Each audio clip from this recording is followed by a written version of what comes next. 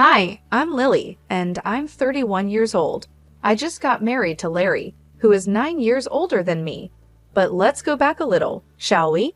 Let me tell you about the day Larry and I first met. It was at one of those fancy garden parties our parents loved to host. I was 20, just out of high school, and Larry was 29, the new rising star at his father's company.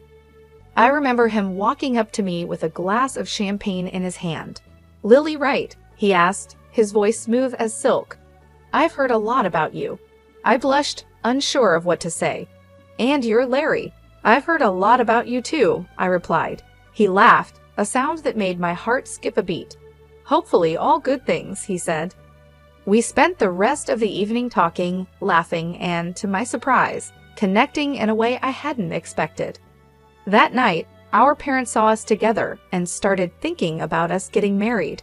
It took a few more years, but eventually their plan worked out. Before we got married, we signed a prenuptial agreement. It was straightforward. If one of us cheated, the other could end the marriage and walk away with $7 million. I had no intention of cheating, so I signed it without a second thought. I remember the day we signed that agreement. My dad, a man of few words, but with a big heart, looked at me with concern. "Are you sure you're okay with this, Lily?" he asked, his voice steady but with a hint of worry. "Dad, it's fine," I reassured him, giving him a quick hug. "I trust Larry and he trusts me. This is just a formality." Larry was there too, and he was the one who insisted on signing the paper. "I don't want you to feel pressured, Lily," he said, his voice sounding a bit tense. "If you're not comfortable with this, we can talk about it more." But I just shook my head and smiled at him. "Larry, I'm fine with it," I said. "I trust you," I said. He seemed relieved and gave me a warm smile. "And I trust you, Lily," he replied.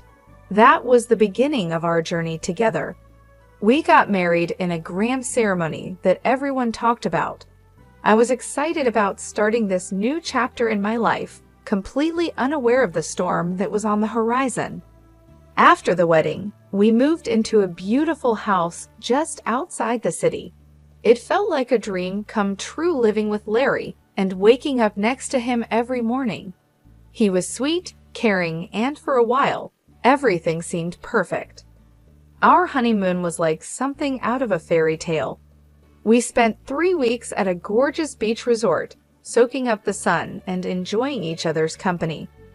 But when we returned home, things began to change. Larry became a different person, distant, always lost in thought. He started coming home late from work and would go straight to bed without even saying goodnight.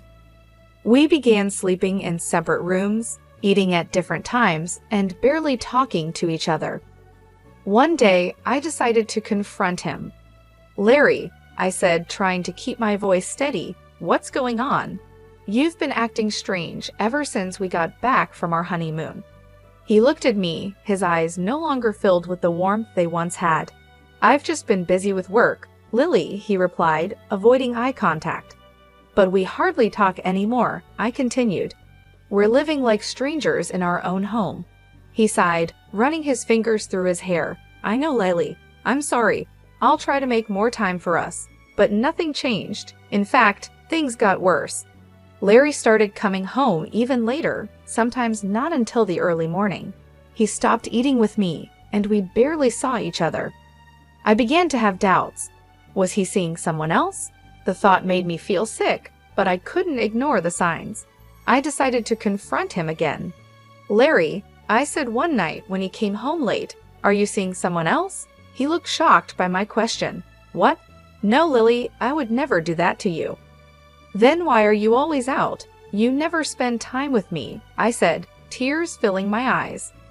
"I told you it's just work," he said firmly. "I'm not cheating on you, Lily." But I couldn't shake the feeling that something was wrong. Larry was not the same man I had married. He was distant, cold, and seemed to be hiding something. I didn't know what to do. I loved Larry, but I couldn't keep living like this. I decided to start investigating. If Larry wasn't going to tell me what was happening, I needed to find out for myself. I began by checking his phone when he was in the shower. I felt guilty for invading his privacy, but I was desperate for answers. I didn't find any suspicious messages or calls, but I did find something that made my heart sink. Larry had been searching for apartments. Was he planning to leave me? I confronted him about it. Larry, why are you looking for apartments? Are you planning on leaving me? He looked shocked. No, Lily, I was just looking. I wasn't planning on leaving you. Then why were you looking? I asked, my voice trembling. I don't know, Lily, he said, barely whispering. I just need some space. One day, I decided to talk to my mom about it. She's always been my support, the person I turn to when things get tough. Mom, I said, I don't know what to do. Larry has changed. He's not the same person anymore. My mom listened, concern written all over her face. Lily, she said, you're both still adjusting. You're newlyweds. It takes time to build a life together. I wanted to believe her, to think that this was just a phase and that things would get better. But deep down, I knew there was more to it. Larry was hiding something. I could feel it. I tried to push the feeling away, tried to convince myself that Mom was right. But the nagging voice in the back of my mind wouldn't go away, constantly reminding me that something was off. 3 weeks later, I gathered my courage and approached Larry. I need a job, I said, looking him in the eye. He seemed surprised. You want to work? He asked, raising an eyebrow. I nodded. Yes, I need to do something, Larry. I can't just sit at home all day. He thought for a moment, then said, I can offer you a job at my foundation.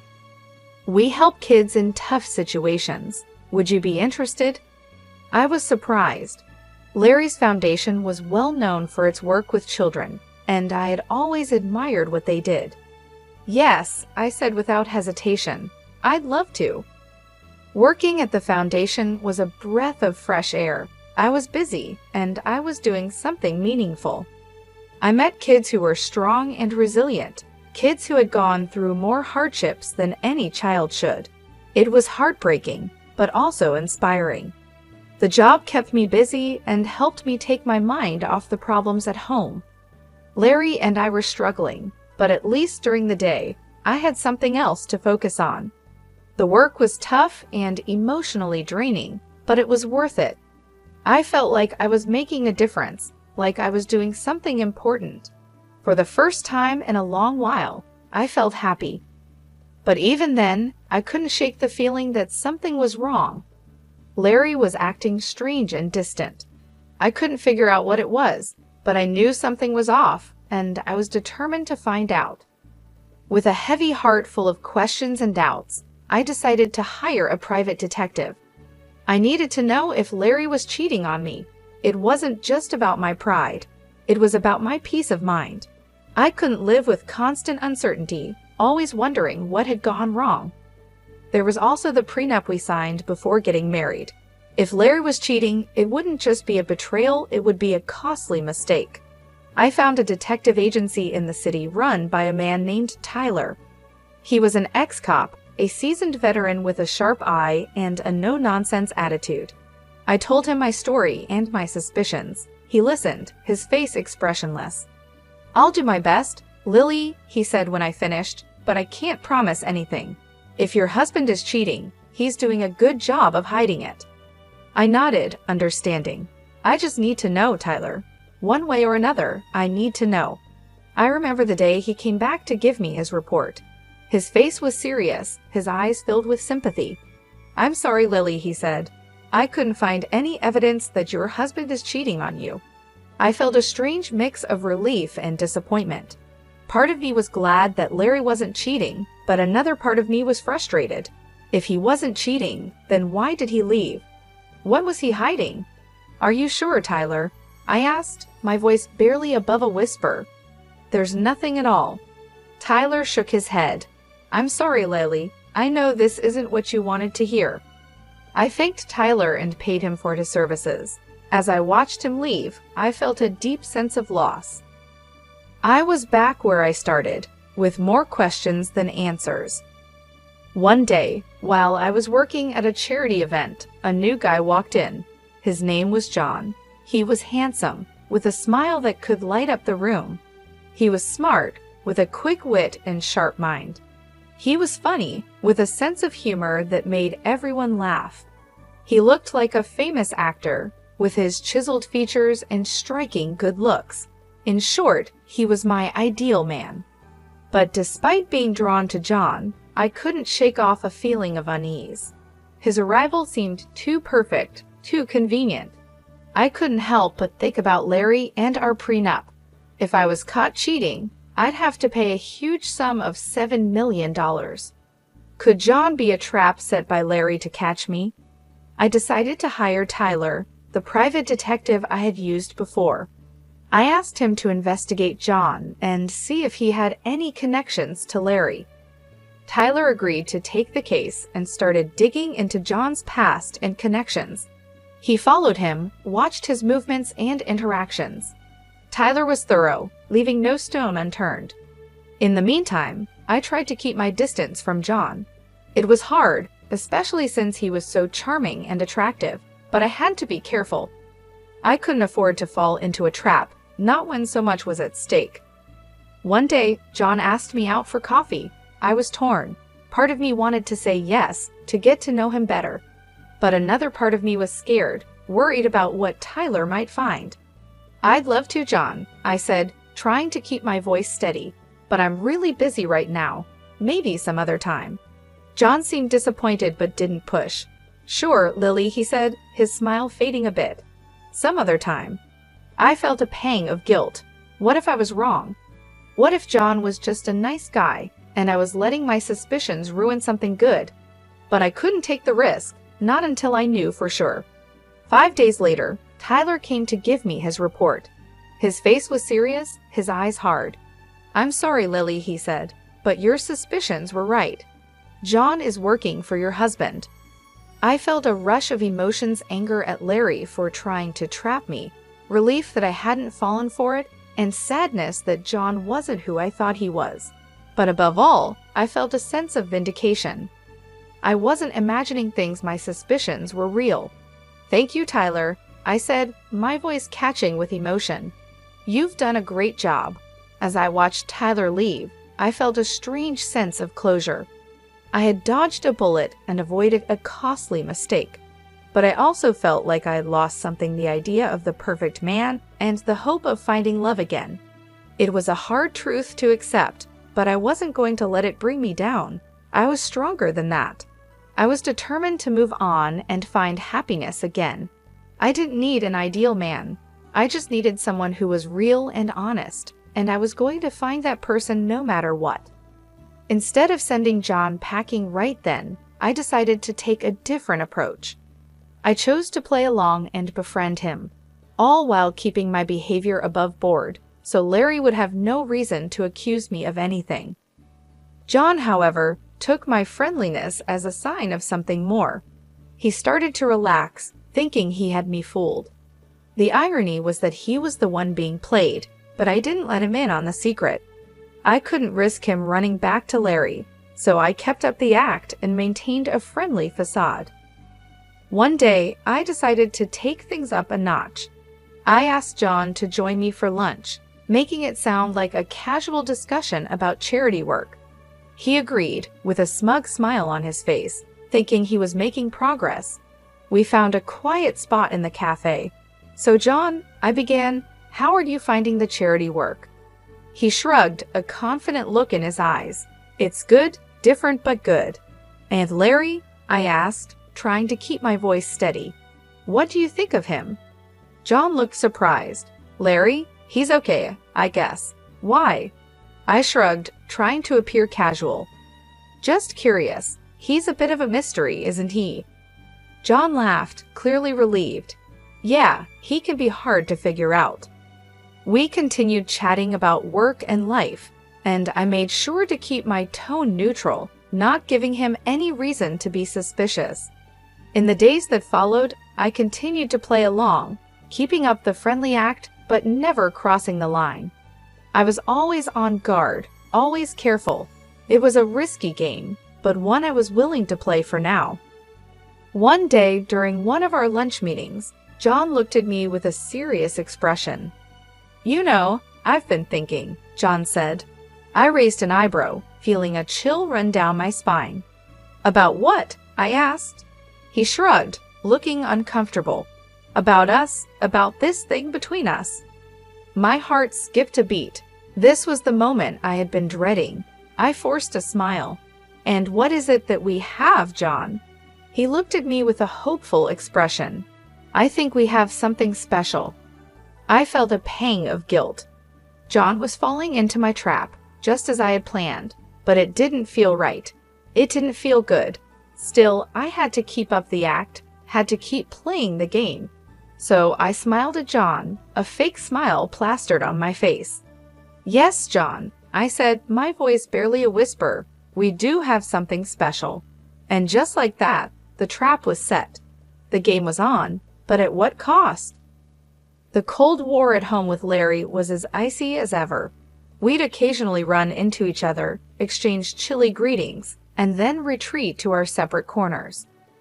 Most nights, he stayed at his apartment, claiming it was more convenient for his work. One Friday afternoon, I called John. I laced my voice with warmth as fake as his documents, inviting him over to my place. He probably thought I was finally ready to give in to his advances. Poor guy, he couldn't have been more wrong. When John stepped into my home, he was greeted not by a seductive housewife, but by my old classmate, now a stern-faced police officer. The surprise on John's face was worth every bit of it. The officer checked John's papers, and as expected, they were as fake as a $5 bill. Now it was my turn to make a move. I offered John a choice. He could either stick with Larry and face the consequences of his fake documents, or he could switch sides and work for me. John's eyes darted between me and the officer, and after a moment of silence, he nodded. He agreed to my deal. Checkmate, Larry. With that, the real game began. I had Larry's pawn now playing on my side, but I knew this was just the beginning. Larry was a crafty man. He wouldn't go down without a fight. In the days that followed, I kept a close watch on John. Despite his agreement, I knew I couldn't fully trust him. He was a wild card, a potential threat, but for the time being, he was a useful one. One day, I called John to my office. We need to talk, I said, my tone serious. He looked at me, a hint of unease in his eyes. About what? About Larry, I replied. I need to know everything, his plans, his strategies, everything. John hesitated, then nodded. Okay, I'll tell you everything. I knew I had my insider, and my counterattack was ready. But this was just the beginning. The real battle was still ahead. Larry wouldn't go down without a fight, and I had to be prepared. This wasn't just a game anymore. It was war, and in war, there are no rules, only survival. Days turned into weeks, and I was getting anxious. I wanted to confront Larry, to show him I wasn't the pushover he thought I was. Tyler, who I turned to again, gave me some advice.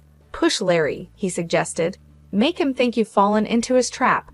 It was a gamble, but I was ready to play the game. So John and I staged a photo shoot.